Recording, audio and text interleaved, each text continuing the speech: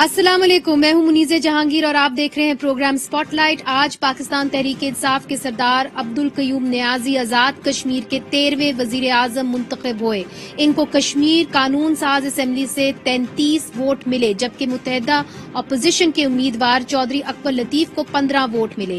سردار عبدالقیوم نیازی سے وزیر اعظم کا حلف صدر آزاد کشمیر سردار مسعود خان نے لیا۔ سردار عبدالقیوم کا تعلق ضلع پونچھ کی تحصیل عباس پور کے دولی خاندان سے ہے۔ ان کا گاؤں دارا شیر خان پونچھ کے بٹل سیکٹر میں واقع ہے۔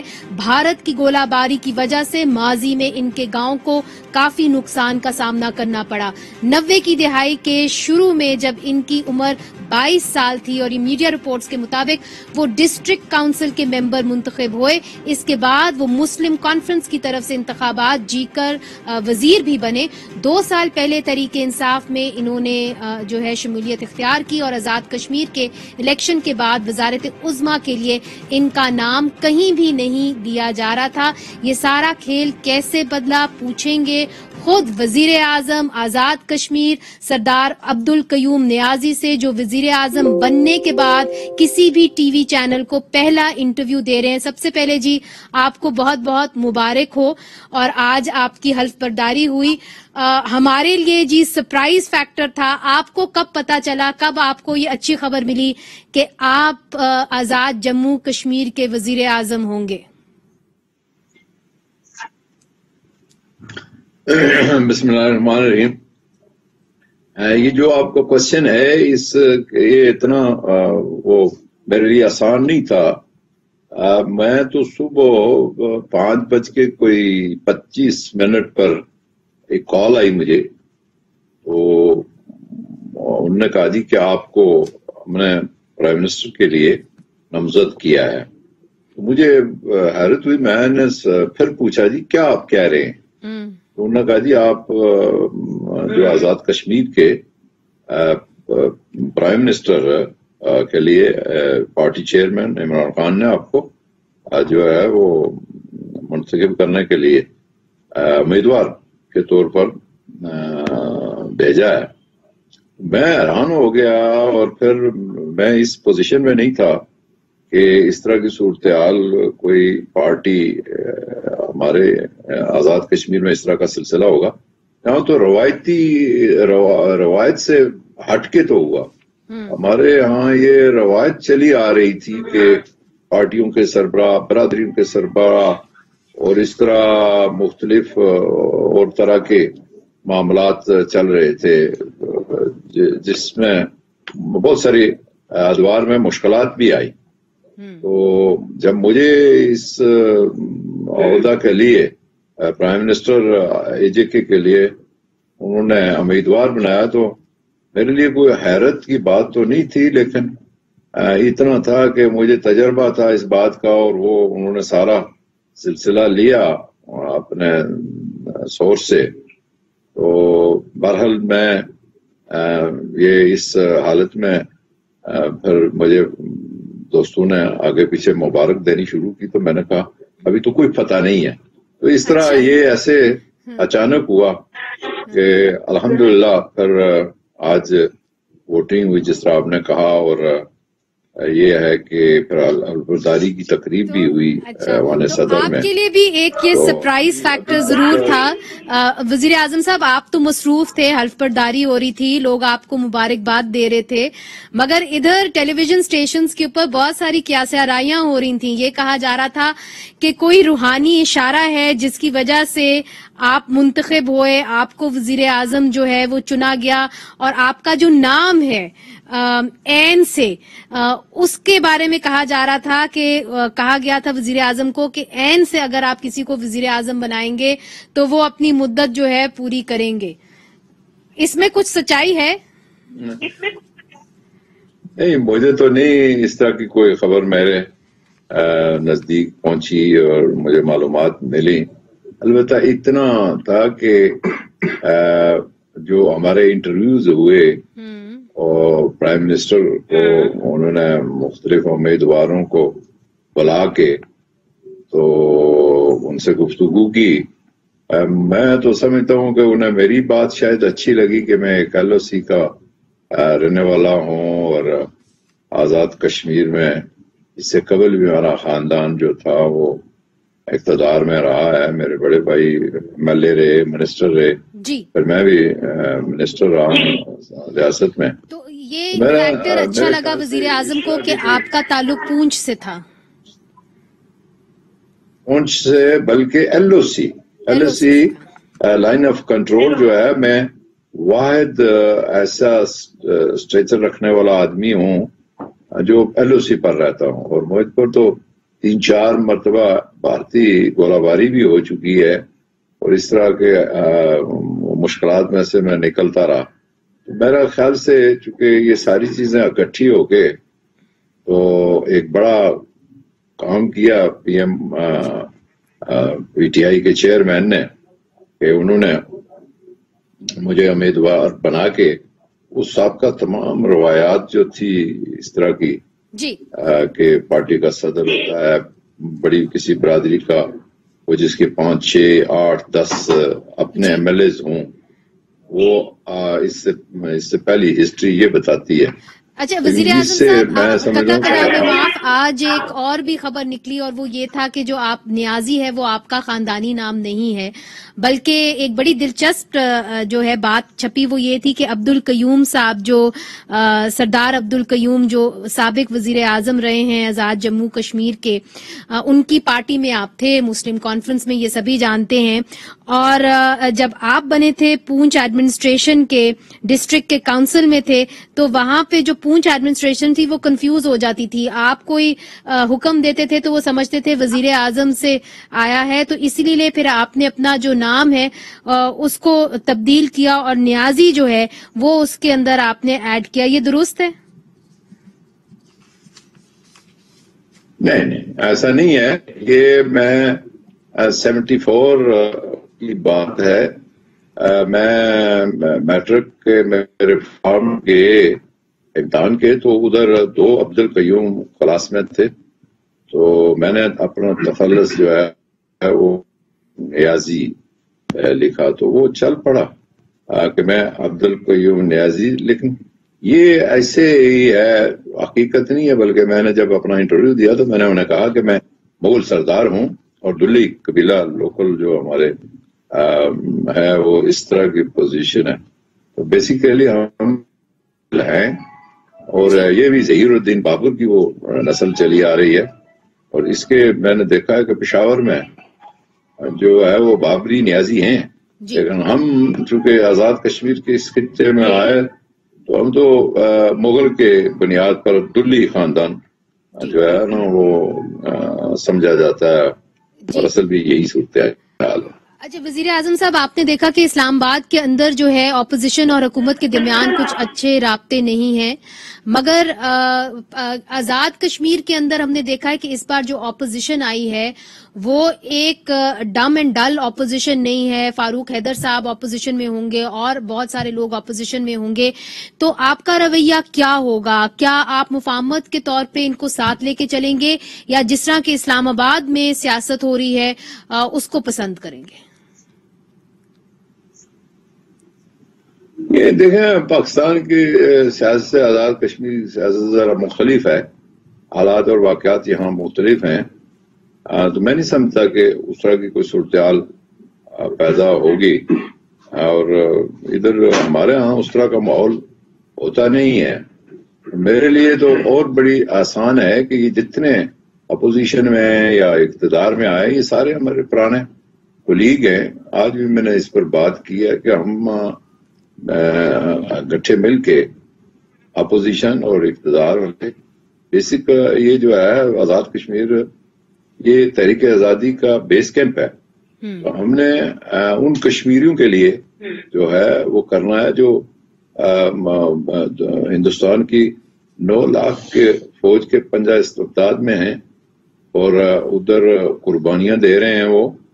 اور پھر یہ ہے کہ بھارت نے ایک عجیب آج سے 2 سال قبل ڈرامہ کیا کہ ان نے نو آبادیاتی نظام کشمیر میں لے آئے کہ کشمیر میں پہلے تو یہ تھا کہ 35 ایک کے تحت کوئی زمین نہیں خرید سکتا، تو انہوں نے وہاں سے हिंदू आबादी और दूसरे लोगों को कश्मीर में ले आना किया। तो इस पर कल हमारा एहतजाज भी होगा, यौम इत्तिसाल उसको कहते हैं।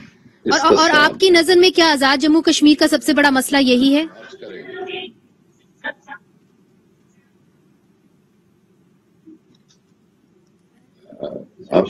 जी, आपके नजरिए में क्या आजाद जम्मू कश्मीर का सबसे बड़ा मसला यही है?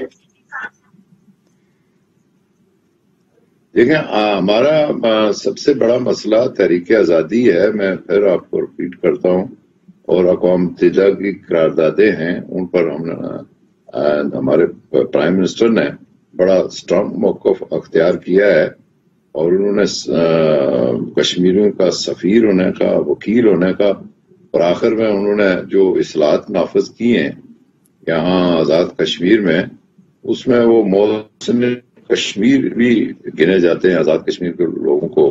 और फिर हमें जो मैंडेट मिला है इसी बयानिए की बुनियाद पर मिला है, जो कि इमरान खान ने इंसाफ हेल्थ कार्ड आज हर घर के अफराद के लिए वो वज़ीर आज़म साहब, बिल्कुल कतई कलामी माफ, आखिरी सवाल आपसे करूंगी कि कश्मीर अफेयर्स के जो मिनिस्टर हैं गंडापुर साहब, उनका काफी रोल रहा है इस इलेक्शन में, और लोग ये सवाल कर रहे हैं आजाद जम्मू कश्मीर के कि आप अपनी साख जो है वो कैसे मनवाएंगे? ऐसा तो नहीं होगा कि सेंटर के जो वजीर हैं उनकी मनमानी होगी, उनकी बात सुनी जाएगी?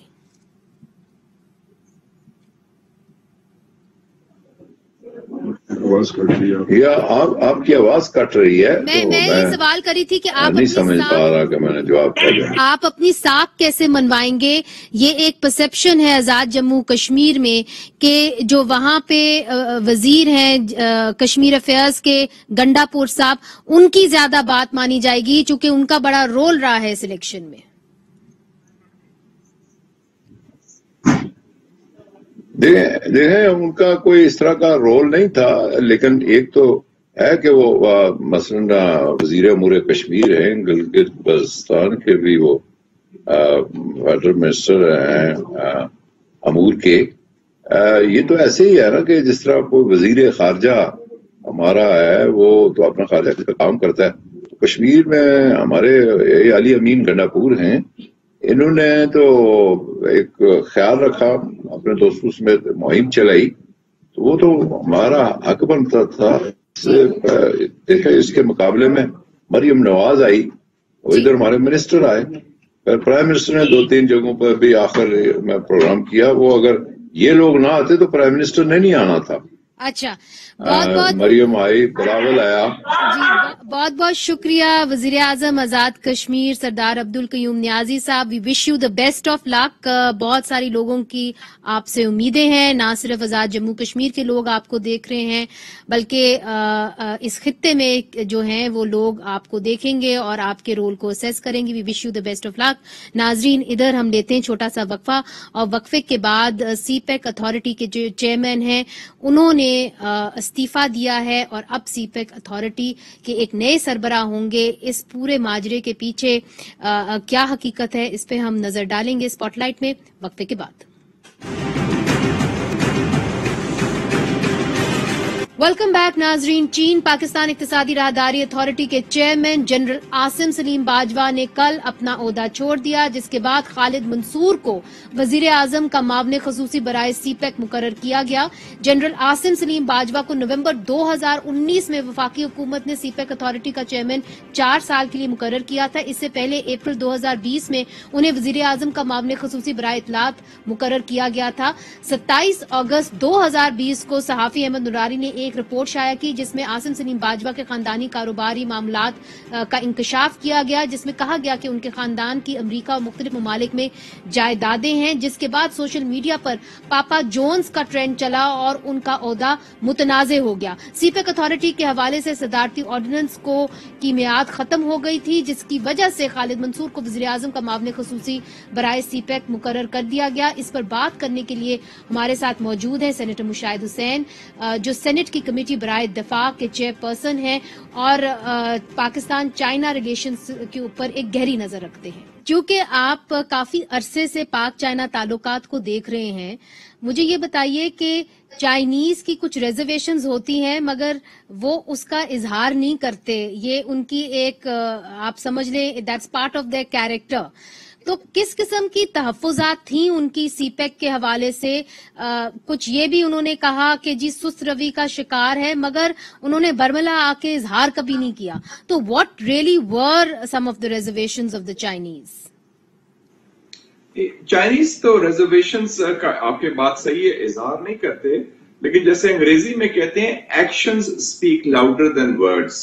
उनके रिजर्वेशंस तो उस वक्त थे जब ये इशू आया, हुकूमत तब्दील हुई, तो जब ये नई हुकूमत आई तो इनके वज़रा ने कुछ बयानात दिए जो मेरे ख्याल में बड़े गैर जिम्मेदाराना बयानात थे।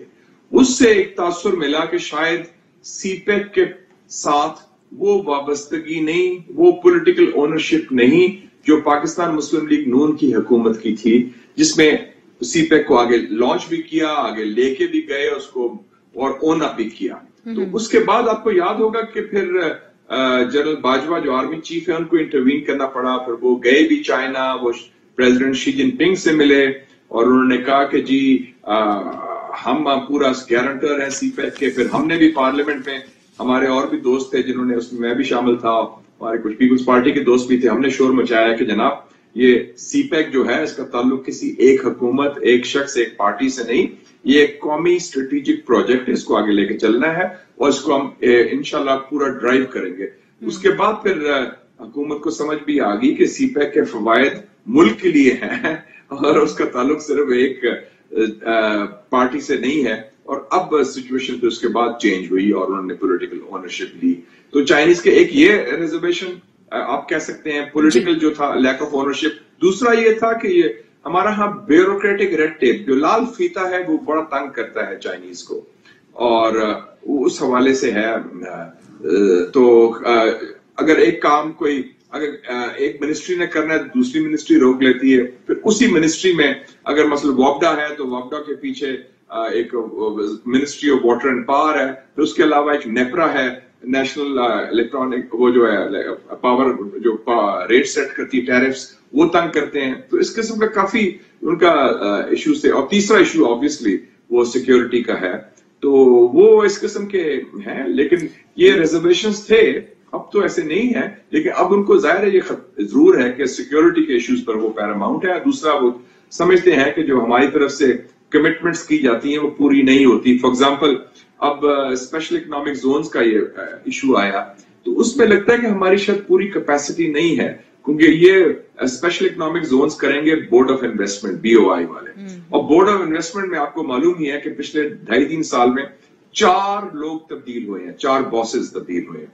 तो वो और शायद उनकी अपनी कैपेसिटी या सलाहियत भी नहीं है ये काम करने की। और अब रेलवे का भी इशू है। सो इश्यूज हमारी तरफ से हैं कैपेसिटी के, कोऑर्डिनेशन के, रेड टेप के, पॉलिटिकल ओनरशिप के। तो अब खत्म होगी, अब तो गवर्नमेंट ने भी ये भी ओन अप करती है, प्राइम मिनिस्टर ने भी बड़े स्ट्रॉन्ग स्टेटमेंट्स दिए। अब फर्क पड़ गया बहुत और उनको समझ आ गई कि हमारा मुस्तकबिल चीन से मुंसलिक है और सीपेक पाकिस्तान के रोशन मुस्तकबिल का ज़ामिन है। मगर जो आपने ब्यूरोक्रेटिक हर्डल्स की बात की, आप समझते हैं कि अब वो खत्म हो गए हैं, वो हर्डल्स उस तरह नहीं रहे? मगर अगर आपने खुद भी एक इंटरव्यू में इसका जिक्र किया, आपने कहा कि कैबिनेट कमेटी ऑन सीपेक है, फिर सीपेक अथॉरिटी है, फिर स्टीयरिंग कमेटी है, फिर पाक चाइना रिलेशंस के ऊपर फिर ministry of planning and development है, फिर प्लानिंग कमीशन है। तो आप समझते हैं कि जो स्ट्रक्चर इस वक्त बना हुआ है, जो नए सीपेक चेयरमैन है, उसको सही तरीके से चला सकेंगे? और जो चाइनीज डिमांड है वन विंडो ऑपरेशन, इस स्ट्रक्चर के साथ वो मुमकिन है? एक तो मैं समझता हूं कि अभी तक वो जो लाल फीते वाला इशू है, ब्यूरोक्रेटिक इश्यूज वो अभी रिजॉल्व नहीं हुआ। पॉलिटिकल ओनरशिप का रिजॉल्व हो गया है। बाकी ओवरऑल जो कमिटमेंट है हमारे सिस्टम की, चाहे पार्लियामेंट हो, हुकूमत हो या फौज हो, वो तो है। अब जैसे मैंने खुद भी कहा कि ये आपने जिक्र किया लिस्टों की, ये तो एक खिचड़ी पकी हुई है ना, कि कहां से सिर्फ एक इशू पर भी सीपेक पर 5 मुख्तलिफ ब्यूरोक्रेटिक इदारे मौजूद हैं। जो नए उनके आए हैं चेयरमैन खालिद मंसूर, जो प्राइवेट सेक्टर से हैं, जो चाइनीज कंपनीज के साथ काम भी किया है, 2 सीपेक प्रोजेक्ट्स चलाते रहे हैं। और चाइनीज को जानते भी हैं। अब ये डिपेंड करता है, देखें जी, खालिद मसूद पर नहीं, it depends on the government, on the prime minister, कि वो कितना उनको एम्पावर करेंगे और कितना क्लैरिटी देंगे। ये फैसला वहां करने वाला है, क्योंकि अगर सीपैक कामयाब हुआ पहले राउंड में, फर्स्ट फेज में, तो उसका क्रेडिट किसको जाता है? प्राइम मिनिस्टर नवाज शरीफ को, और उसके बाद एहसन इकबाल को, और उसके बाद हमारा भी रोल था, I was chairman of the parliamentary committee on CPEC, और हमने जो खासतौर पर पीटीआई गवर्नमेंट थी खैबर पख्तूनख्वा में और सिंध में पीपल्स पार्टी गवर्नमेंट थी, और दोनों के ताल्लुकात हुकूमत से खराब थे, उनको जोड़ने में हमने किरदार अदा किया। हमारी पार्लियामेंट्री कमेटी ने, we were the bridge between the federal government and the provinces. अब ये है कि ये प्राइम मिनिस्टर पर डिपेंड करता है कि वो एम्पावर करते हैं और उनको पूरा क्लैरिटी के साथ आगे लेके चलते हैं। आप समझते हैं कि अभी तक हुआ जी, आप समझते हैं कि जो प्राइम मिनिस्टर हैं वो वन विंडो ऑपरेशन कर सकते हैं, क्योंकि जो सीपैक है उसके अंदर बहुत से लोगों का स्टेक है और बहुत से इदारों का स्टेक है, उसके अंदर सिर्फ सिविलियन गवर्नमेंट का स्टेक नहीं है। तो आप समझते हैं कि इस सिचुएशन के अंदर ये जो सीपैक का मामला है, इसके ऊपर हुकूमत और जो मिलिट्री का इदारा है वो दोनों एक ही पेज पर है? बिल्कुल एक ही पेज पे। देखिए मिलिट्री का रोल क्या है इस वक्त? उनका एक लिमिटेड रोल है, एक तो सिक्योरिटी, 2 स्पेशल सिक्योरिटी डिवीजन बनी है, एसएसडी कहते हैं, जो सीपैक स्पेसिफिक है, कि गवादर से लेके गिलगित तक जो सीपैक प्रोजेक्ट्स हैं, जो सीपैक में लोग काम करते हैं, उनका तहफ़्फ़ुज़ देना। तो एक फौज का एक रोल है सिक्योरिटी का। दूसरा रोल क्या है? ये जो नई कमेटी बनी है 10 दिन पहले, steering committee on Pakistan China relations और सीपैक, जिसके असद उमर हैं चेयरमैन, उसमें आईएसआई की नुमाइंदगी है, उसमें पाकिस्तान नेवी की नुमाइंदगी है। नेवी की इसलिए बिकॉज ऑफ गवादर, क्योंकि वो गवादर बंदरगाह जो बन रही है, और जो आईएसआई की इन्वॉल्वमेंट है फॉर इंटेलिजेंस, के intelligence is important part of security. तो उनका अब लिमिटेड रोल है, और अब तो डायरेक्टली इनडायरेक्टली नहीं रोल था, क्योंकि पहले लेफ्टिनेंट जनरल आसिम बाजवा थे, कल उनको फारग कर दिया गया, तो अब तो एक सिविलियन लेड टोटली, क्योंकि वो यही सवाल मेरा अगला भी था आपसे, कता कलामी माफ, मगर जो जनरल आसिम सलीम बाजवा है उनके हवाले से जब एक स्कैंडल आया पापा जोन्स का, उसके बाद वो काफी मुतनाज़े हो गई उनकी जो पोजीशन है, मगर वजीर आजम ने उनको एक्सेप्ट किया और इस्तीफा जो है उनको उसको नजरअंदाज किया और कहा कि नहीं, आपको चलना चाहिए, आपको कंटिन्यू करना चाहिए। मगर फिर हमने देखा कि उसके अगले साल, इस साल, उन्होंने वो तब्दील कर दी उनकी पोजीशन। तो क्या वजह हुई कि उन्होंने तब्दील की?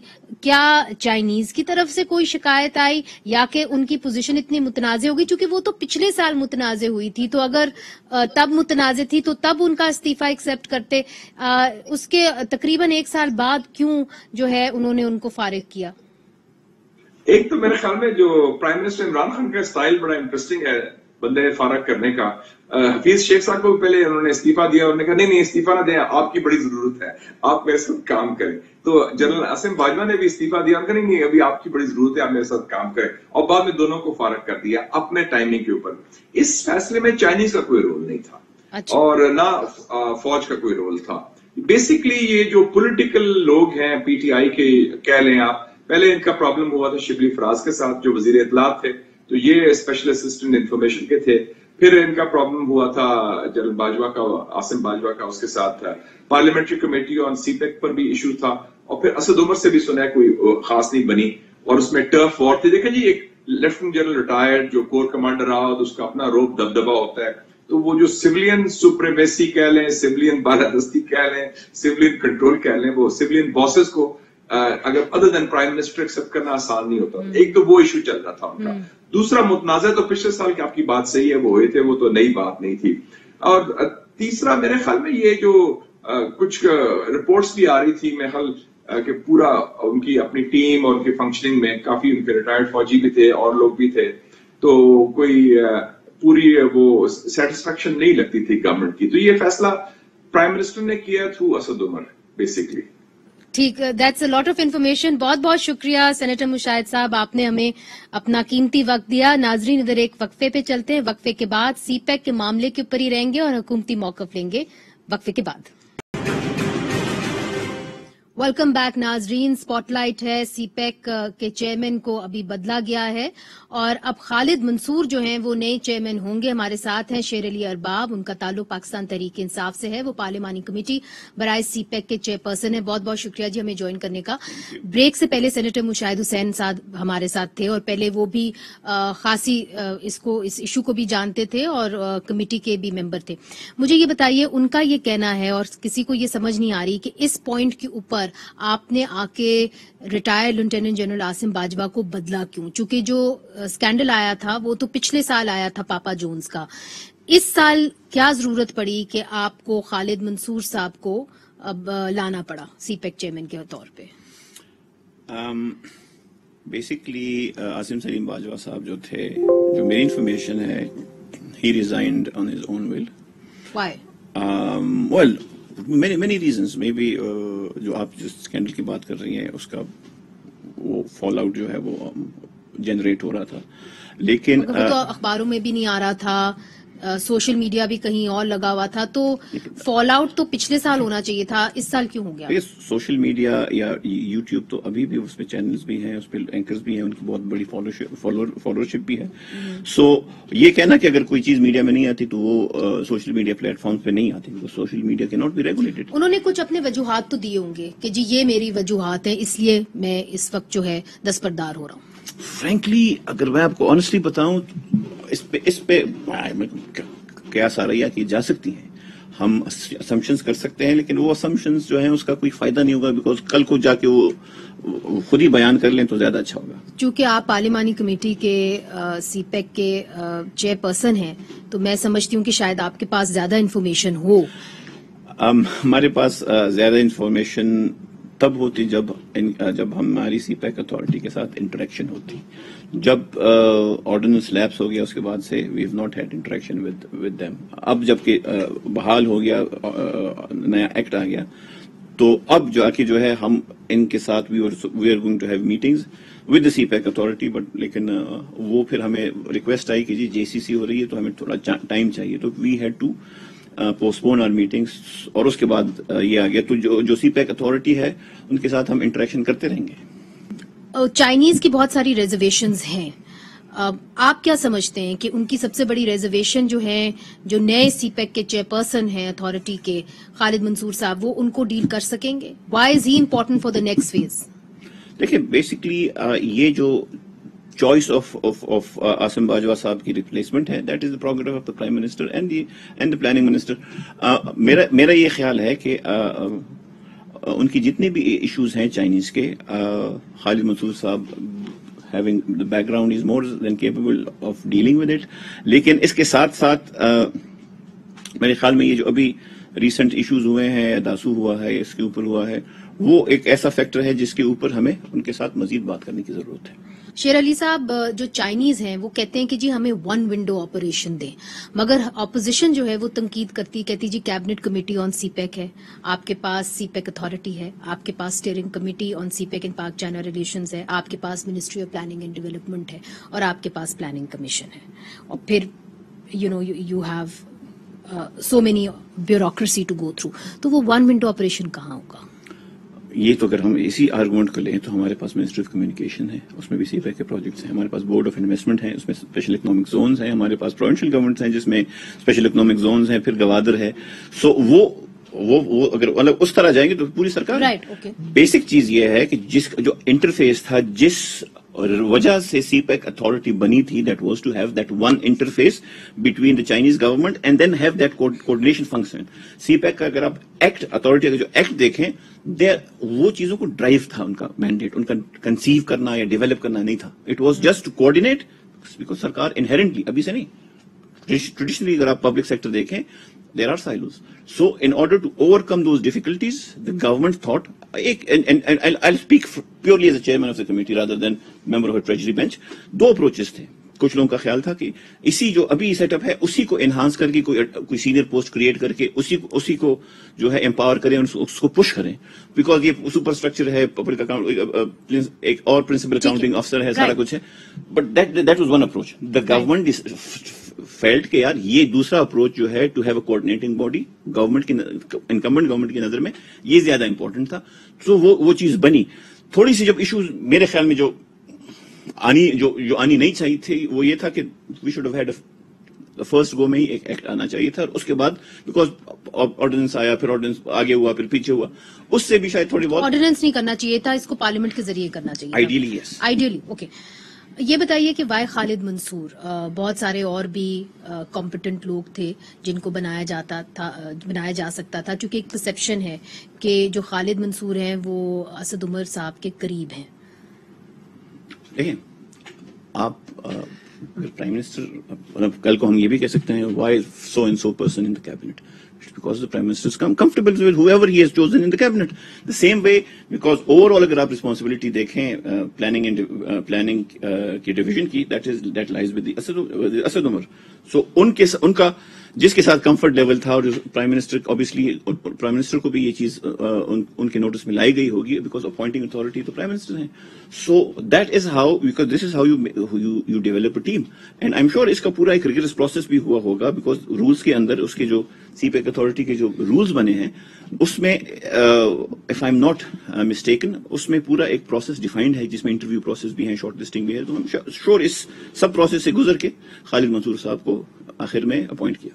बहुत बहुत शुक्रिया अपना कीमती वक्त देने का. तो नाजरीन, पार्लियामानी कमेटी बराए सीपेक के चेयरपर्सन की बात आपने सुनी, और उन्होंने कहा कि जब सीपेक अथॉरिटी की ऑर्डिनेंस लैप्स हो गया था, जो पिछले साल था मई 2020 में, तब से लेके और जब तक नया एक्ट नहीं आया तब तक इनकी कोई जो है ताल्लुकात, कोई किसी किस्म की कॉपरेशन नहीं थी सीपेक अथॉरिटी से, और ये 6 महीने थे जब इनकी कोई कॉपरेशन नहीं थी, ये उन्होंने कहा.